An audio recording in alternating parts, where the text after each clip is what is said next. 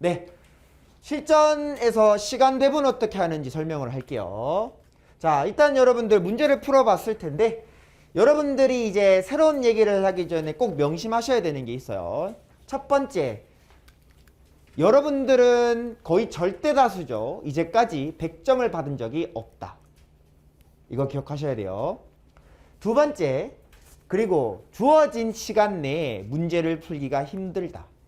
이 두 가지 요건에 적용이 안 되는 사람은 거의 없다라고 봐요. 자, 이게 중요해요. 그럼 두 번째, 그러면 그걸 통해서 우리가 알 수 있는 현실이 뭐냐? 첫 번째, 여러분들은 앞으로도 100점을 못 받을 거예요. 왜냐하면 이제까지 계속 그랬으니까요. 두 번째, 그러면 그러고 시간도 부족해요. 그러면 100점도 받고 싶은데 못 받고 제대로 시간 내에 풀지도 못해요. 그러면 어떻게 돼요? 잘못하면 못 붙을 수도 있어요. 그죠? 그러니까 여러분들이 두 가지를 생각하셔야 돼요. 이게 확실한 사실이고, 그러면 앞으로 있었을 여러분들의 불안이죠. 그러면 우리는 이제부터 이거를 어떻게 대처해야 될지를 연습하셔야 돼요. 그러니까 학원을 다니는 거고요. 그러면 어떻게 할 거냐? 첫 번째, 해결책은 나만의 100점을 만드는 거예요. 이제 새로운 얘기를 하는 거예요. 10월부터는. 9월 달까지는 적응 기간이었고, 이제는 전략적으로 얘기를 할 거예요.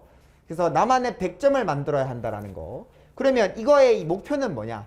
첫 번째는 시간 내에 풀 수 있도록 만들기 위해서고요. 두 번째는 맞출 문제만 맞기 위해서요. 왜냐하면 상대평가니까 100점 안 맞아도 붙어요. 절대평가면 100점 맞아야죠. 상대평가니까 어차피 어려우면 다 같이 나가리고요. 쉬우면 다 같이 많이 맞아요. 그러니까 중요한 건 이걸 내가 얼마나 많이 맞았냐가 아니라 내가 풀 수 있는 걸 얼마나 제 시간 안에 풀었냐가 가장 중요해요. 상대평가니까요. 이 두 가지에 대해서 얘기를 할 거예요. 그러면 이제 우리는 어떻게 해야 되느냐? 첫 번째, 이제 나만의 100점을 정한다라는 거는 이제부터 나의 목표 점수를 정하고 공부를 해야 된다라는 건데, 그랬을 때 여러분들 경우에 따라 케바케로 이렇게 나눌 수 있겠죠. 뭐 크게 봤을 때 뭐 나 잘한다 하면 85점에서 90점을 시험에서 합격 점수의 목표점으로 삼으시면 되고요.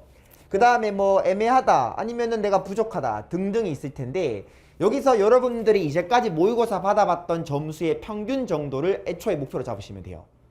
우리 계속 점수를 시험을 쳐봤으니까 대충 내 점수의 평균치를 알잖아요. 그 평균치를 애초에 목표점으로 잡는 거예요. 돼요? 그러면 이렇게 여러분들이 목표를 잡아놓으면, 그러면 여러분들이 요 점수만 맞는다라고 했을 때 안 맞아도 되는 점수라는 게 있죠. 예를 들면 얘 같은 경우에는 10점에서 15점. 그죠? 얘 같은 경우에는 25점에서 20점. 이런 식으로 점수가 안 맞아도 되는 점수들이 있잖아요. 그러면 그 점수의 구간만큼은 어려우면 제끼는 거예요. 무슨 말인지 알겠죠? 근데 여기서 제낀다라는 표현은 뭘 말하는 거냐면, 애초에 못 맞을 거니까 절대 맞지 않겠다가 아니라 일단 어려우면 거기에 시간을 쓰지 않겠다예요. 내가 풀 수 있는 것부터 풀고 남으면 그때 어려운 걸 다시 보는 거예요. 여러분들은 항상 보면 어떻게 푸냐면 100점 맞을 것처럼 시험을 봐요. 그러니까 안 넘어가요. 안 넘어간다는 자체가 나는 100점 맞겠다는 거거든요. 100점 맞고 싶은 사람은 100점 못 맞아요. 알겠죠? 노력의 결과거나 아니면 내가 실력을 최대한 발휘했을 때 우연히 나오는 결과가 100점에 가까워지는 거지. 절대로 100점을 맞고 싶어서 아둥바둥하고 문제를 붙잡으면 절대로 제 시간 안에 문제를 풀 수 없어요. 그러니까 앞으로 여러분들이 이제 이번 달 동안 공부를 하실 건 연습을 하고 문제를 풀 때 애초에 내 점수를 정해놓는 거예요. 그래 놓고 거기까지 맞기 위해 필요한 문제를 푸는데 만약 너무 어려우면 몇 가지는 쿨하게 제끼는 거예요. 이제 그 연습을 하시는 거예요. 알겠죠?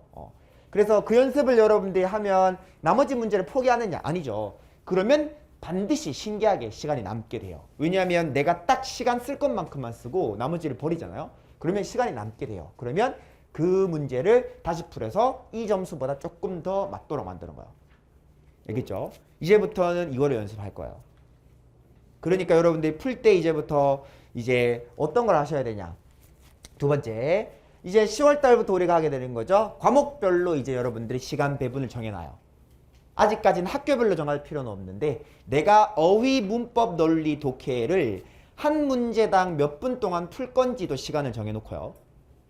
되죠? 그 다음에 파트별로 시간을 얼마 쓸 건지도 정해두세요. 이제 계획적으로 하는 거야. 알겠죠? 그래서 그 시간 내에 못하면 버리는 거야. 이런 걸 정해두셔야겠죠? 그래서 시간을 정해서 여러분들이 과목별 시간 배분 연습을 할 거고, 두 번째, 그리고 11월 달부터는 저랑 같이 얘기를 할 거니까 대학별로 시간 배분 연습도 할 거예요. 알겠죠? 그래서 대학별 시간 배분 연습도 하면서 목표 시간도 정하고 풀이 순서도 정하는 거죠. 수준에 따라서, 성향에 따라서 이렇게 정하시고, 그 다음에 이제 네 번째가 대학별로 전략도 짜고, 이제 여러분들이 버릴 거는 버리고 취할 거는 취하는 거죠. 되겠죠? 이런 식으로 이제 연습을 이제부터 하셔야 돼요. 그러니까 시간 내 풀기가 중요해지고, 이제부터는 무조건 여러분들이 계획적으로 접근하셔서 지금 점수를 받는 것보다 조금 더 받을 수 있게 만드는 게 목표예요. 알겠죠? 자, 그래서 예를 한번 들어보죠. 예를 들면 이렇게 되는 거죠. 한양대학교에 행정학과면 물론 좋은 과지만은 막 이제 보통 막 사람들이 생각하는 막 최고의 학과 이 정도는 아니거든요. 좋은 학교죠. 좋은 학과고. 그 이걸 예를 들어서 봤을 때 이 친구는 점수를 만약에 시험을 본다면 시험장 들어갈 때 75점을 나의 100점으로 맞추는 거예요. 그 말이 25점을 버리는 게 아니라 내가 일단 풀어서 무조건 맞출 게 75점이다예요. 알겠죠? 그러면 일단 25점까지는 어려우면 버리면 되니까 시간이 남는다고요. 그러면 이걸 여러분들이 푸는데 보세요. 우리 실제로 2022년 기출 기준으로 봤을 때 문제 출제 비중이고, 그 다음에 각 문항당 쓸 수 있는 시간인데, 시간 한번 보세요. 고민할 시간이 없어요. 근데 고민하니까 시간이 부족한 거예요. 여기 고민할 시간이 어디 있어요? 그리고 오히려 하나에 30초 생각하고 풀지 않잖아요, 지금. 그쵸? 더 빨리 푸니까 종합해보면 여러분들은 훨씬 더 빨리 문제를 푸는 연습을 하셔야 된다고요. 다시 말하면 빨리 푸는 게 아니라 풀 수 없는 건 고민하지 않는 거예요. 그게 가장 현실적이에요. 알겠죠? 시간이 부족한 이유는 이렇게 시간이 없는데 고민했기 때문이에요. 고민하는 순간 떨어진다라고 생각하세요. 알겠죠? 빠르게 판단해서 안 되면 버리는 거야. 알겠죠? 그러면 신기하게 다 풀 수 있게 돼요. 알겠죠? 그래서 25점은 제가 얘기했죠? 포기하고 버리라는 게 아니라 나중에 풀 수 있게 준비하라는 거예요. 알겠죠? 그렇게 정리를 하시면 마킹 4분 정도, 그래도 시간이 촉박하죠? 그러면 어떻게 하는 거예요? 어휘를 여러분들이 30초 동안 보통 안 풀고 더 빨리 풀잖아요. 시간이 남죠? 딴 데 보내는 거죠. 시험은 시간 배분이에요. 그죠? 무조건 이 문항을 전부 다 이 시간 안에 풀지는 않고 빨리 푸는 것도 있고 늦게 푸는 것도 있잖아요. 시간 배분하는 게 핵심이라는 거예요. 자, 이거 기억하세요.